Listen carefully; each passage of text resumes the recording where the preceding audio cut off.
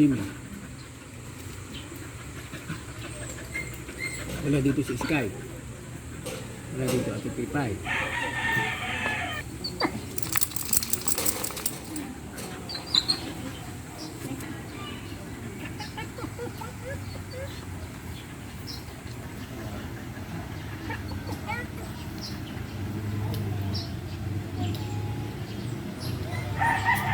Sugat, kaya po kailangan po natin silang painumin ng gamot. Simula po bukas, 7 days po, hanggang 7 days po yun. Meron na rin po kami ipinakat sa kanila na, ipinakat sa ibabaw na. May ipinakat na rin po kaming reseta sa kanila mga case po. Ano po, i-case lang po na may ganong case po. Betadine, parang ano lang po, dalawang beses lang po sa isang araw po.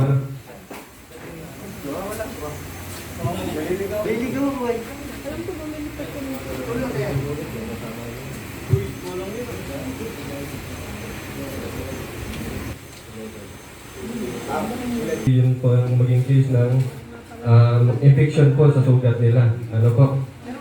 Kailangan po rin po natin sila pasuotin po ng cone o collar para hindi po masok madilaan ng kanilang sugat. Kasi po yung kanilang sugat, ang ginamit ng surgeon na pantay sa kanilang sugat ay kusa pong natutunaw.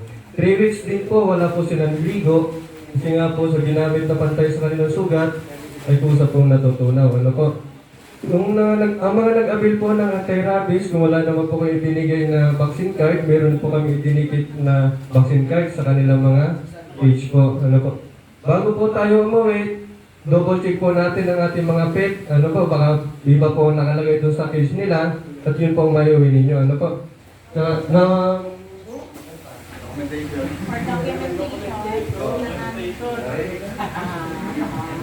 Kung meron pa po kayo ibang mga katanungan, pwede rin naman po kayo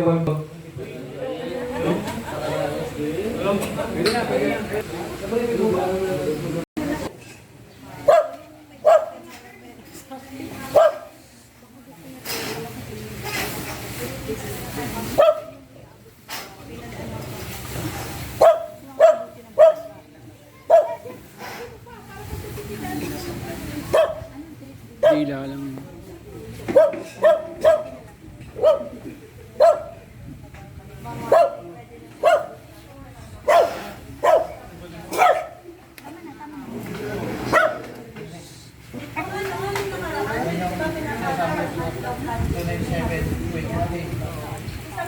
Oh, mapa 50, di ba? Ayan, yung maliliit. Kaya nga eh. Hindi na kami nag-reply ko.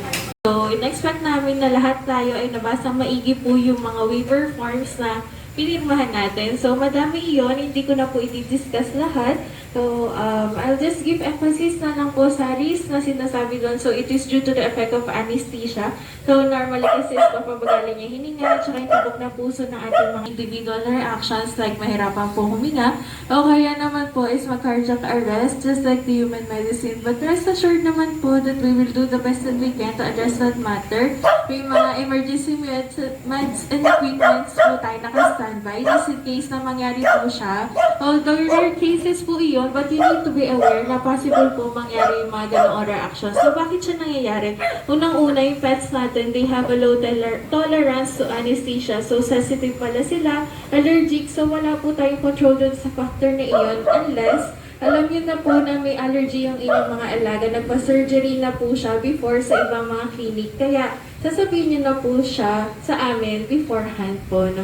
Second, meron palang iniinda yung ipinapakapon natin. Kaya as much as sipon, inuubo, nagtatae, nagsusuka, hindi makakain, matamay, hindi makaihi. So for example, kasi sinisipon sila, maaaring mahirapan po silang makahinga during the surgery. No?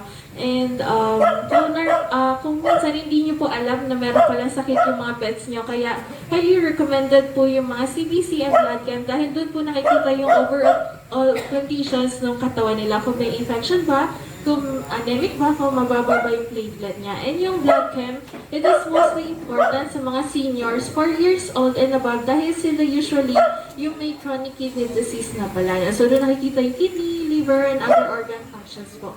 So in a perfect setting, maganda po sana na may x-ray, ultrasound, and hormone test But hindi na siya practical for some, pero meron po kasing mga pusa at aso na meron palang depekto sa puso simula pagkabata na hindi tayo aware.